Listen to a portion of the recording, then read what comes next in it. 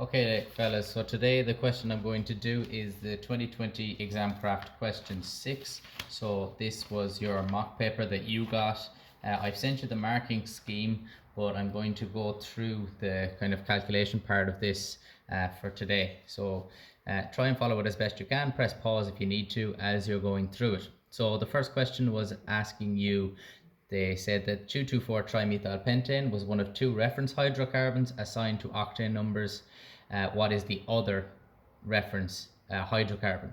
So that is heptane, which has an octane number of 0. You could also call it N-heptane because it's in a straight chain. The second question, define heat of combustion. That's the heat released when 1 mole of a fuel is burned in excess oxygen. Fuel, and probably another word you could use there is compound. And what's key is that it's always 1 mole. A number of the definitions in this chapter refer to 1 mole of the substance of the compound. So that leads us into question or part C, which is the calculation. And they gave you an equation for the combustion of 2,2,4-trimethylpentane. So they gave you this equation and they asked you to solve another equation, which is the heat of formation of 2,2,4-trimethylpentane. So to start off with, what you should have realized is that this is not actually the heat of combustion of 2,2,4-trimethylpentane. This is an equation for the combustion, but not the one that we require, because here it's not 1 mole of your 2,2,4-trimethylpentane being burnt in excess oxygen to form carbon dioxide and water vapor. It is in fact 2 moles. So something you should spot and maybe just do yourself at the beginning is actually write down your equation for the heat of combustion for 1 mole. So 1 mole of 2,2,4-trimethylpentane and what I would have as a result. Now that means that if I half how many molecules of this I have, I need to half everything across. So I need to half all of this.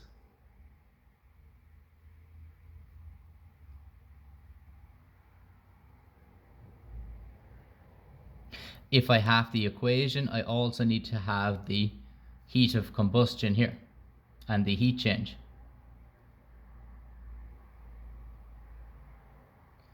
So that is actually what I'm going to call equation number 1. Now, going back to the question, you were given some more information. You were also told about the heat of combustion of carbon and hydrogen. You were told the heat of combustion of carbon is minus 394.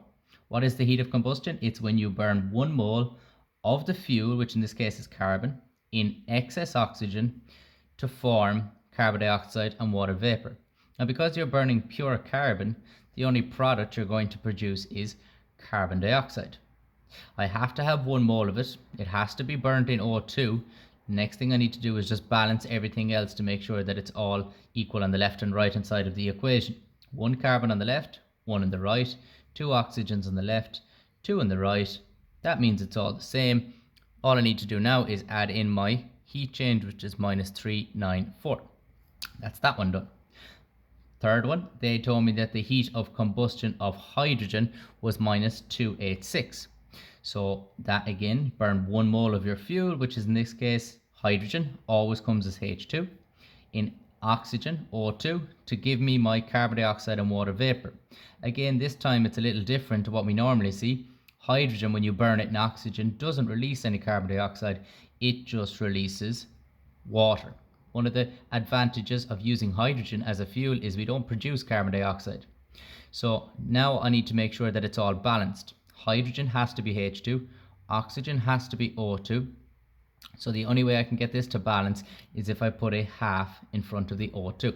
Now I have equal numbers of molecules, atoms on the left and right. Last thing I do is add in my heat change, which we were told in the question is minus 286. Okay, that's my 3 figures that I've either worked out or were given. The last equation that I need to write down is the one that I'm trying to solve. They ask for the heat of formation. Heat of combustion, you burn 1 mole of the substance. On the left hand side you start with those substances. Heat of formation means that you form or you make 1 mole of that substance. So this time I'm making 1 mole of my 2,2,4-trimethylpentane. You are given the formula, don't need to work it out, which is H18. Your Heat change is what this whole question is trying to solve. So I need to form that molecule from its elements in their natural state, which is carbon with 1, hydrogen with 2. Now I need to balance this, so I have 8 carbons on the right, I need to put 8 here. I have 18 hydrogens on the left, I need to put a 9 there to balance it. So that's the equations all solved and basically figured out from the information I was given. What I now need to do is use the figures and the equations with heat changes already assigned. I need to cut and paste them together to try and come up with this equation here. So now I need to spot and figure out how can I do that. So I'm just going to start with the most complex looking molecule, which is my 2,2,4-trimethylpentane. I ask myself, do I see it anywhere in equation 1, 2 or 3? Yes. Is there 1 mole of it? Yes. Don't need to multiply by anything. Is it on the right hand side? The answer is no. So to make this work, I need to reverse equation 1. So I'm going to do that. Also remembering I do need to reverse the heat change also.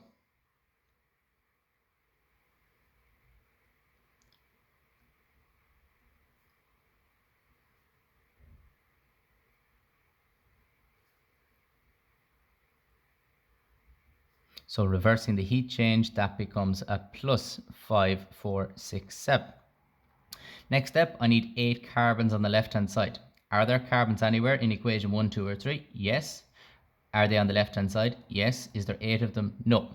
So how do I fix that problem? I need to multiply equation 2 by 8. Multiplying that equation by 8, I also need to multiply the heat change by 8.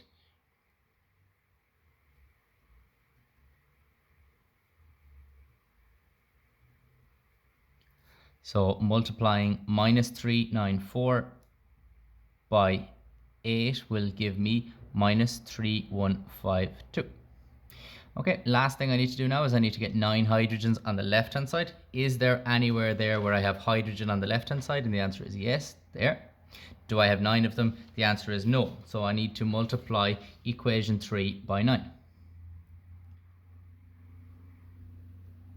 So that will give me, now 9 times a half will be 4.5 O2s.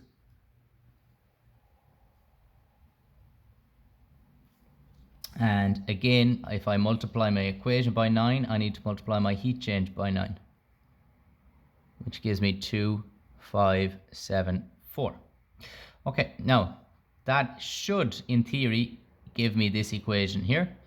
Adding the heat changes together should then equate to the heat change here. So now I basically need to add everything on the left hand side together, add everything on the right hand side together, add the heat changes. I should be left with this equation and the heat change. Okay, so I'm going to work that out now and just see if that actually in fact is the case. So I will have 8 CO2 .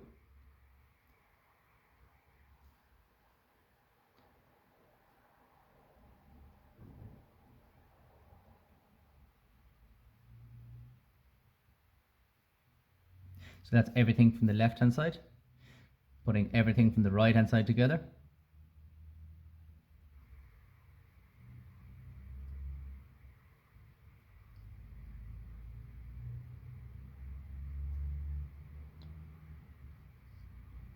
I'm going to put this here, 9H2O. Okay, hopefully you can see all of those. So that is basically everything on the left hand side together and everything on the right hand side together. Now what I basically need to do is start to cancel each of those and see if I am in fact left with the equation that I'm looking for. So I am looking here, there is 9 H2Os there and 9 there, that cancels.